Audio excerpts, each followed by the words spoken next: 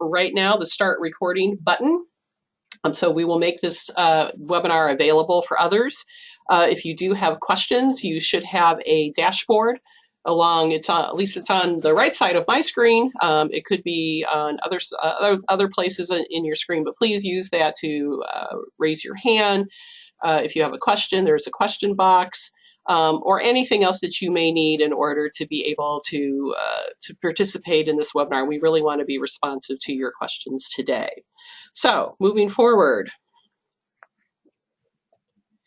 So I alluded to this just a moment ago. We do have a new era, and you'll note here that two organizational standards are noted, 2.3 and 4.3. And those are really focused on the idea that we will we have to market our work, and that is an important part of it. We have to, not only look at our mission statements, but to ensure that we are articulating and using this mission to really share our work, not only with the families that we serve, but with the community.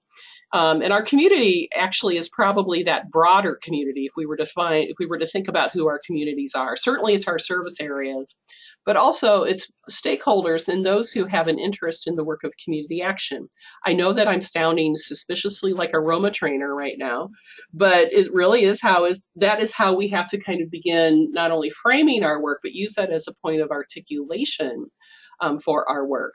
We also know that Roma Next Generation is here. OMB approved many of the changes to Roma Next Gen just last week. We've had all those comment periods that we've worked our way through, the many changes that have been happening to Roma and Roma Next Generation, the theory of change, and also thinking about our family stability factors. And I'll say a little bit more about that in the next couple of slides, but to really be cognizant that this is really what is influencing this significant shift in how it is that we're going to be thinking about the Families of Distinction event, and to bring light to that for you. And then finally, this is a marketing and branding opportunity. I think that's something that we struggle with in community action. We're the best kept secret since 1964. And this is a chance for us to really say, listen, we're doing amazing work in the community, but we tend to really we don't want to savor that spotlight as other organizations do. So it's a time for us to really think about kind of how is it that we could jump into that spotlight and again, really showcase the work that we're doing. A lot of times, the pushback that I get on that is that, the work that we do is subtle. We try not to make a big deal out of it, but you know what? The work that you do is a big deal. And the more that we are willing to share our work, the more that we tell our story, the more, I guess, what fan base that we can build. Hayley, is that the right word that I want? Right. Okay. All right. So thinking about it from that perspective. So let's talk first about this theory of change. And you may be familiar with the 6 previous Roma goals. And there were 2 family, 2 agency, 2 community. Now, what's happened in the new articulation of the Roma Next Generation is that those 6 goals have been combined into 3 goals. And you'll note there's no agency goal here. Now, let me make a couple of comments on this. First of all, if you look at the entire theory of change, and I didn't put a slide in for that because it's dense with text and it's hard to read on a PowerPoint slide. But what we need to be most aware of in this theory of change is, number one, the agency is not present, but the thinking behind that is that the agency is present in the organizational standards. So that's why we're going to be working the standards when we're talking about this Families of Distinction event, certainly. But to think about these 3 goals, and these are interesting goals, and I'm going to read these 3 and then make a couple of comments about each of these goals.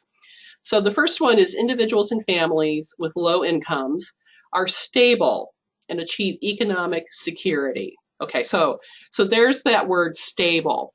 For many, many years, and it's been articulated not only in the Roma goals of the past, but in all the work that we do, that we look at self-sufficiency. Now we have to really think more, well, how is it that we can move individuals towards self-sufficiency? Well, you have to be stable first in order to make that happen. And we really have added back in this word is economic security. And is that, what does that mean exactly? Does that mean asset building? Does that mean that you have a job, that you have a living wage job with benefits? And to think about it from that perspective. Then we look at the second goal. Communities where people with low incomes live are healthy and offer economic opportunity. So now we're taking that harder look at the community. We're really diving in deeper into community work. And how is it that the community is structured, or how is the community capable of offering economic opportunity? Are there jobs? Are there ways that the community can be shifted or altered, or new organizations and workplaces be brought in or invited in? Maybe it's a transportation issue. And again, looking at healthy communities, what does that mean? Is the housing stock in good shape? Are there places that you can go purchase food and do things that you need to do that really sustain individuals living within that community and that add to the fabric of the community? And then finally, people with low incomes are engaged and active in building opportunities in community. So this to me is, and it's true, this has been in conversation, this is a shift, really taking those individuals that we work with that come to community action for services. How are they engaged in the community? Are they interested? Are we getting them plugged in, or are they interested in being plugged in to the community, being active volunteers, being willing to, play a role in their neighborhood structure? And again, that's thinking about our tripartite board structure, in which, the third of that structure has to come from the low income community. How engaging and invitational are we, for that population that we serve, and to think about it from that perspective. So anyway, you probably weren't expecting to have all this Roma stuff, but this is how our life is going to be structured now. And even though we've been using Roma for so long, this is a way to really get more engaged in Roma. So if we look at the Roma Next Generation and looking at the CSBG annual report, they have identified these 6 family stability factors: employment, education, and cognitive development, income and asset building, housing, health and social / behavioral development, civic engagement, and community involvement. So those are interesting, because it's really, there are some in here that we're very familiar with, right? So employment, that's always a number one conversation. Do you have a job? Are you job ready? What does that look like? What does education mean? Do we have, individuals who come to us who are in need of GEDs, or they're seeking certifications, and do they have the capacity, meaning cognitive development, in order to gain those jobs, to be engaged in those trainings? Income, and then it adds in asset building. And what does that mean exactly? Do you have savings? Do you have the capacity to set up, a retirement account? And beginning to kind of explore that idea. We had that whole initiative a couple of years ago, in which the partnership was really pushing financial literacy training through the Consumer Credit Protection Bureau, and how is it that we can examine those capacities in order to assist individuals and families who want to begin building assets. We have housing. I think that goes without saying. We know what housing is. We're very familiar with it. And so to kind of use the wisdom that we already have around that. Health and social / behavioral development. And so this takes, I think, health to kind of that level that we had not expected before. Behavioral development can really be, we can look at that, certainly as there might be some issues, whether it's with physical or mental health, that may impact behavioral development.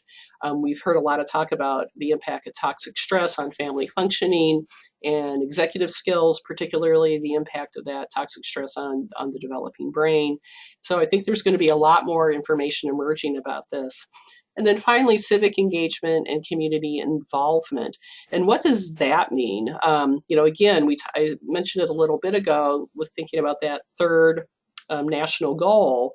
How is it that people who live in the low-income communities, people with low income, are engaged in their community? What role do they play within that community? And how is it that we can kind of surface that information? So having said a little bit about that, I want to remind you, because we've developed a matrix to help you select your family of distinction.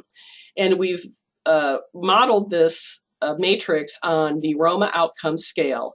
So, and if any of you are following along with your Roma manual, we're doing a matrix, and that's on page 93 in your Introduction to Roma manual, just in case you were interested. Excuse me. So we have the outcome scale, and we see these 5 factors, right? We go from thriving to in crisis, but we see where the prevention line is, and that is so important to the work that we do. And you'll see as we move through this scale, the explanation of this scale, where this prevention line really falls, is an important indicator for us to really tend to. And you'll see just above that prevention line is stable. Remember what it said? In that very first new goal, that we're looking for stability. And so to be very mindful of that as we move forward. So here is the scale and how it looks right now. You probably cannot see any bit of that. And so I'm going to move forward and break this down using those 6 family stability indicators that we see up here, and talk a little bit more about each of these. So if you'll indulge me for a moment, Hayley, will you indulge me with that? I will indulge you for a moment. Right, yeah, she knows what she's on to me. All right, so the first one that we'll tackle is employment. And so again, just being mindful, and I'll do it here, but to say here is where our prevention line is, right here. And what's above that prevention line? Well, we know if you're thriving, you know, we look at our benchmark side right here. If you're thriving, and we're thinking if we're going to attach a numeric count to this, which we really have to if we're collecting data, which is what we do. You know, are you working full-time at or above minimum or living wage? And of course, that's contingent on, you know, your service area and what those wage calculations are, with employer provided benefits, and you have access to transportation. So this is the area in which we add in transportation. So you might have been a question that you had, well, what are we going to do about transportation? Well, this is really where it fits in. And so then we go into safe. And what does that mean exactly? Again, if you're thinking, you know, are you fitting into this, the individuals that you work with? Well, that's a full-time job above minimum wage, but you may not have those employer benefits and your transportation needs are met. Stability means you have that full-time work, but you're probably it's probably at minimum wage, but you don't have those employer benefits, and you do have some transportation needs met, but again, that might be an issue. But again, all of this is above the prevention line, okay? That's important.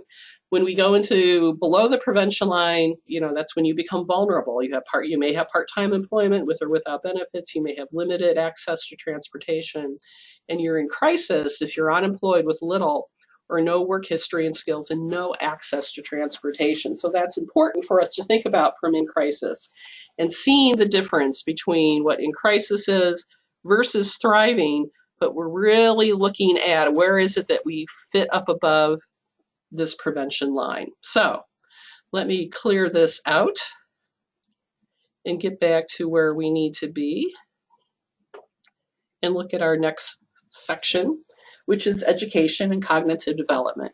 Now, this one I think is fairly straightforward. It's something that we understand. So we kind of kept this kind of open, because education and training level could mean almost anything. There's a lot of different, you know, things that we can think about. So if you're thriving, the idea is that your education or training level does allow for many opportunities. You know, perhaps you have not only that GED, but you've gone on to get some certifications, and what they call stackable certifications. If you're safe, you do have, and that means you have further opportunities. You're able to kind of move up that ladder of opportunity. If you're safe, that means that you do have, again, you've obtained education or training levels, and it's causing absolutely no issues or no problems. You may not necessarily be aspirational to move up that ladder, but again, you're stable, or you're safe, and you're doing well. Stable really means that you have education or training level, but it's not really causing a significant problem. You're fine with where you're at. You maybe you might have some aspirations, but really you're not thinking about it. You're more focused on just remaining stable, and that's important. But now look, we jump below that prevention line again.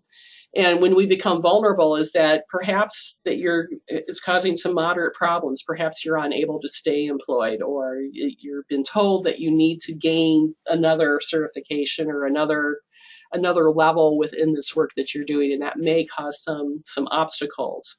And then finally, when you're in crisis, it means that you have significant problems. Perhaps your lack of education prevents you from becoming gainfully employed, or perhaps there are other issues that may lend itself to being in crisis, and to look at it from that perspective. So that's employment. So let's move on to the next one, which is income and asset building. So this one I think got a kind of interesting because we had to think very proactively about how is it that we could add in this idea of asset building. How can that be articulated, and what makes it measurable? And so looking at from thriving again to in crisis, is the income adequate to cover expenses? That also includes, are you able to gain assets? Are you saving? Perhaps you even have the capacity to invest. That could be through a 403B or something at the workplace. But again, there is that idea of investment. And you also may have on top of that, or as a part of that, a retirement plan that money is being set aside for. So again, that is something that really indicates thriving. Then of course, it's that all important credit score, which is really, that is the number today, is when we think about how we move around within this level of income, how we move around in our class system, what's our credit score look like? And of course, then we add in if you're at 200% or above of poverty. And again, you'll see that is true in each of these levels.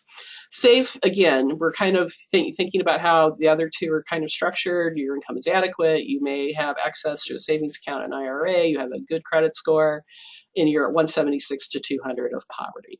Again, looking at stable, this is where we have to think about where we're at on the prevention line. So your income covers most of your expenses. Perhaps you do have a savings account, or you're beginning to build a savings account. That's something that you have a great interest in. You have a moderate credit score, and you are above poverty, a 125 to 175. So you're considered stable when you have all of those indicators line up. But when we jump below that poverty line, then that's when we begin seeing that income does not cover expenses.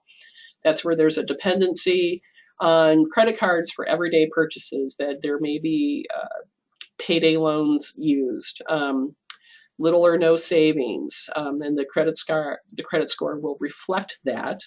And so then you're also at 100% or 125% of poverty, wouldn't, again, very vulnerable. But when you're in crisis, zero or minimal income, you're at poverty or below, you have poor or no credit score. So again, I think that we see among all of this, we see the differentiation in all of this. And I'm just going to take a minute here. I don't see any questions that have popped up, but I'm going to look and see if we have any hands up. So if you'll just give me a minute, and I'll do that. Okay, and I don't see any hands up. All right, well, we'll continue. Yeah. All right. So we'll move into housing, and this is probably the easiest, I think, for us to understand. Employment certainly is, but housing is something that we spend a lot of time talking about in community action. I know the examples in Roma training are always about housing, because I think it's something that we can kind of hang on to and understand it. The one comment I will make, putting on my FCV specialist hat now, is that, again, this is going to be true for much of this, but with housing in particular, is that this is how your community action customer is describing their housing to you. Now, you may have some experience or some knowledge of where it is they may live, and you may view it as something that is how they're that is opposed to how they're describing it to you. But it's really something that the client, the customer, declares to you. So again, thriving. If you're thriving in housing, you're living in a housing of choice. It's either you rent or your own. And it's, again, safe. The word safe is used there. But again, is it in a good neighborhood? again the customer's perception of that, and is the housing in good shape. If you move down to safe, you have a limited choice. You probably limited by income or many other factors, and it's non-subsidized. Stable, again, this is where it gets. We have to think very proactively what stable means. So is that safe and secure Section 8 housing, or is that safe and secure subsidized rental or public housing? And it's articulated from this perspective because there is a recognition if you are someone who lives in poverty, there's a high probability that you're going to be living in housing in which you have some assistance for. And so to be mindful of that as you think through this. If you jump below that prevention line, then look, and when you're vulnerable, you may be in temporary housing, maybe that you're at risk of losing housing. You have safe and secure transitional housing. You may be living with others from a temporary, it might be a family member or a trusted friend, or the house that you're in or the rental that you're in may be unaffordable. And then finally in crisis, I think again, we understand this. It's could be in dangerous or unsafe housing. There could be a notice of foreclosure that's imminent, or the individual or family may be homeless. All right, moving forward. We're getting through this, aren't we? Mm-hmm. So next up is health and social/behavioral development. And so this takes in many things. This really begins to think more about health, physical and mental health. How is it that we're adapting, socially? How is it that we're behaviorally? Are we behaviorally able to do to perform the functions of daily living, and to think about it from that perspective. This is where we have to begin thinking, although it's not yet in the CSBG annual report, this is where we begin thinking a little bit more about that impact of family functioning, toxic stress, and all those factors that begin to play into that. Again, that's all still very, in our perspective, I think very developmental, but it's things that we really need to begin having more and more conversation about. So thinking about this again from thriving to in crisis, if you're thriving, you're demonstrating wellness in all of your life choices, right? You're making good choices about, what it is you eat. That if you do have, some sort of physical or mental health issues, that you are tending to them, that you're making sure that you're compliant with your meds, and that you're very interested in what your future, your physical and mental health future looks like. If you're safe, again, you may have some physical or mental health issues, but they're causing minimal problems. You do have access to healthcare and you have access to food. Stable, again, this is where we really begin to looking at this, that there could be some moderate issues, but again, nothing that's impacting, how it is that you live your daily life. You do have access to healthcare. You have access to food. You may be somewhat inconsistent with medications. I think even if you're thriving, sometimes people are inconsistent with their medications, but this is a continuous pattern of being inconsistent. When we drop below that prevention line, we go into vulnerable, we have physical and mental health that may be causing some serious issues.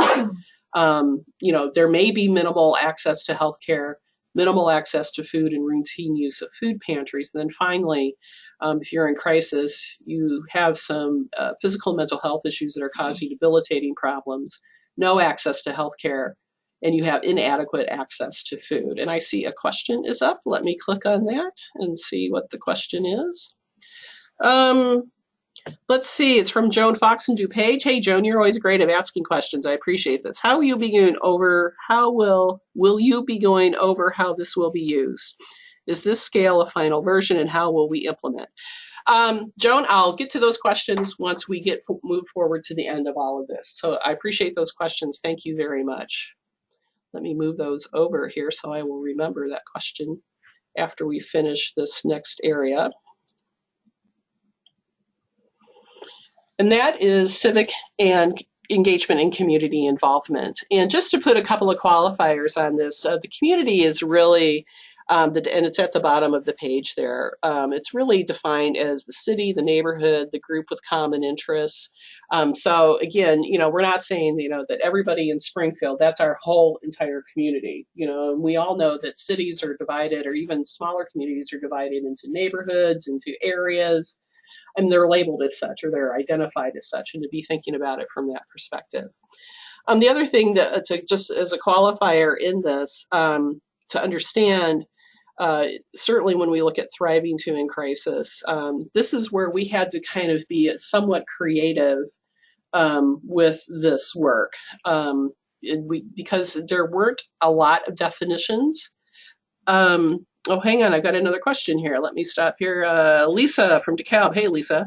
When you review wind up, can you put up the slide on employment benchmarks again? I want a second look. Absolutely, Lisa. Thank you for, and Hayley, will you help me remember that, please? Sure. So yes, Lisa, we will get to that. So the civic engagement and community involvement, as I was saying, there really was not a lot in the CSBG annual report under this family stability domain that we could really flesh out.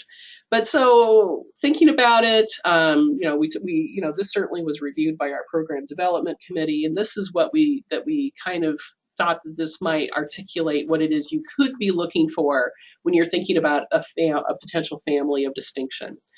So thriving is, are you an active and regular volunteer? Are you engaged? Do you go to community meetings or gatherings? Are you a registered and active voter?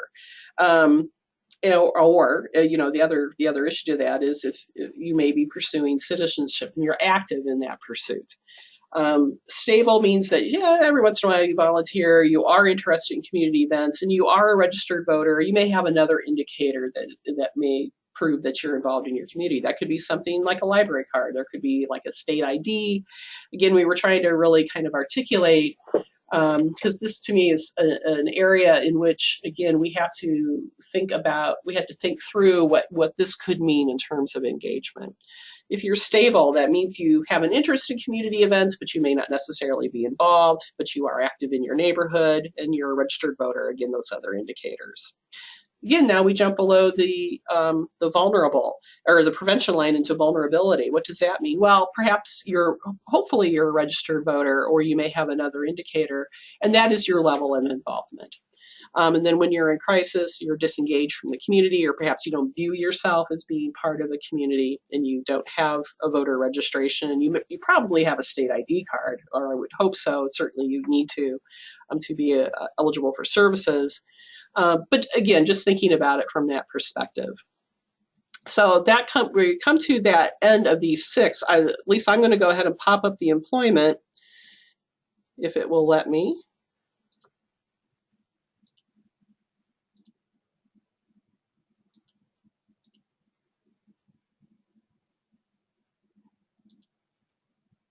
Okay, so there's the employment scale. Back up again for a look.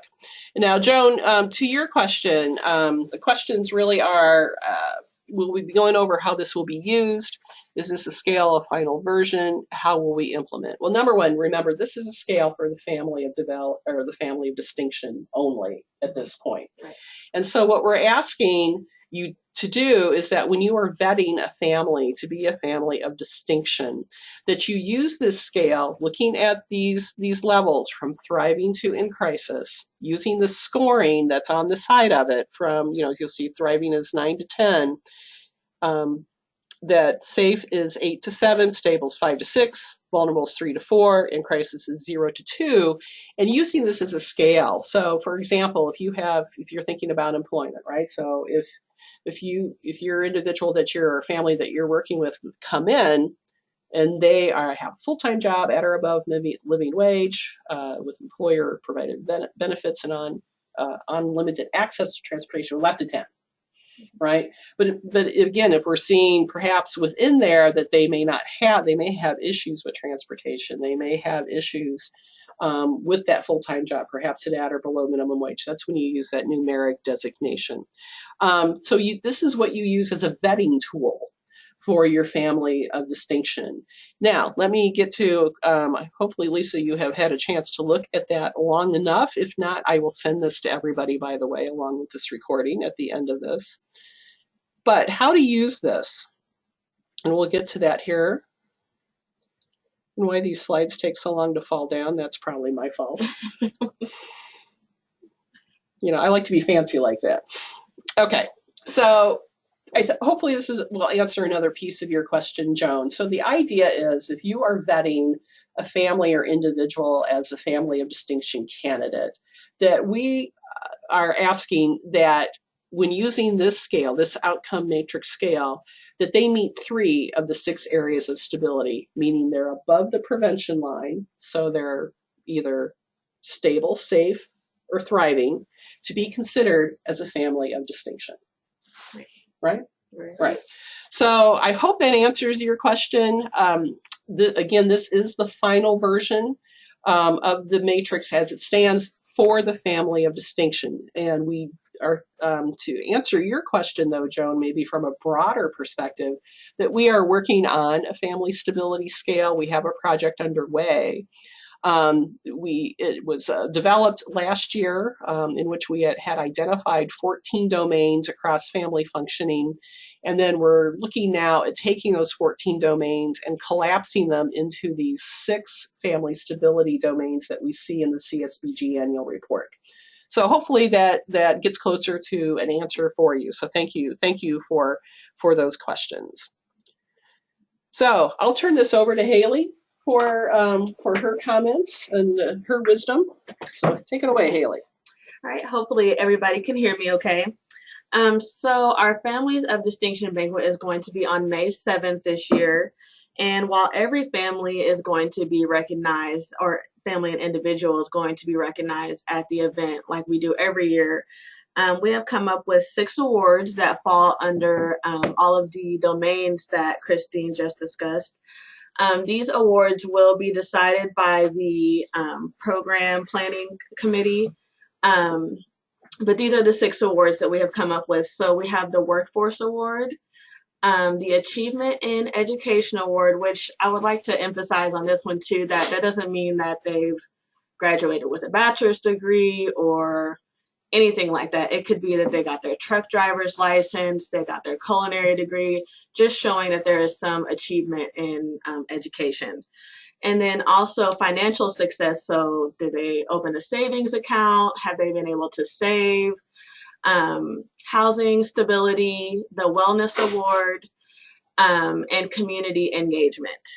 So if your family falls under any of these categories and you think that they should be selected for one of these awards, make sure you make that very present in your narrative that you submit for these awards. And we also want to emphasize too that these awards are not just about the family and individual, it's about your agency as well. Like Christine said, it's about branding and marketing.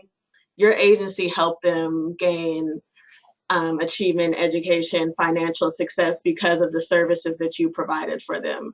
So we just want to make sure that those are very present. Like I said, the program planning committee will be deciding, but if you feel like your family should be getting that award, make sure you make that really present in your narrative. All right. Thanks, Hayley. Thank you. All right. Yeah, just to piggyback a little bit on what Hayley said, that every agency, we are asking that you have a family of distinction, because again, not only they will be honored at the event. We have the 6 families that we would be highlighting. Right. And again, we're really looking at kind of creating that bigger picture, not only for community action statewide. This is a point of advocacy for us as well. Right. And we need more opportunities. I can tell you it's been, I think, an interesting year up at the State House. And now I think it's going to be even more interesting in Washington. So we need to really begin thinking through these opportunities to really tell our story. And how is it too that we could, use FOD as that way to bridge the understanding of poverty in your service area? I think it's more incumbent on us all, even the more so now, to really do that. And then again, this is an opportunity to operationalize Roma. And I was laughing yesterday when I was talking about this, because I'm like, it's hard for me to think that 15 years ago, 20 years ago, when FOD was really getting started, I should say, I think this is perhaps it might be the 20th anniversary of FOD. We're going to have to check into that. That we really have to think about what it means to operationalize Roma within the context of this event. And so in order to help you do this, there is a branding, marketing, and social media event coming up. So this is an event that will be held in Rockford on January 30th. The link is here in this PowerPoint presentation, and I will send everybody who's participating in this PowerPoint a copy of that, so you can go ahead and register for that. But we've had one session of this already in Springfield. It's Laura Huth. Did I pronounce that right? Yes. Thank you. Laura Huth, Do Good Consulting. She is a dynamo, and she understands what social media is, how is it that we can do nonprofit marketing. She has been active in this field for some time and really brings a lot of expertise and excitement and enthusiasm to how we do this. The idea is that we're really looking, especially in the families of distinction, of really a strength-based narrative, really diving into the success of these families, because we want to be able to really tell these stories. You tell your story in your area of your family success.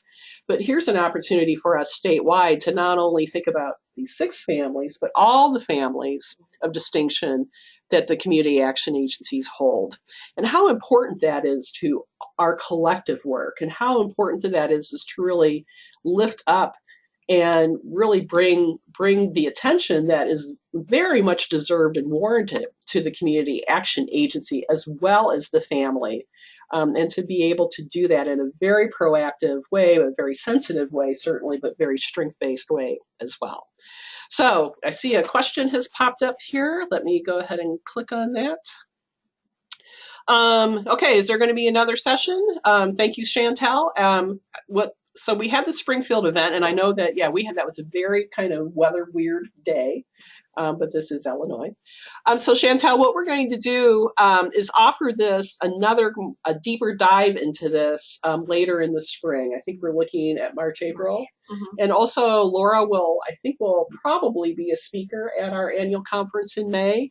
So this is, if you have missed on this 4-hour intensive social media and marketing and branding and all those other good words, we will have another session that's going to take a deeper dive, and you'll be able to really just kind of catch up and dive right in with the rest of us. And we had several folks do that. Okay, hey, you are welcome, Chantel.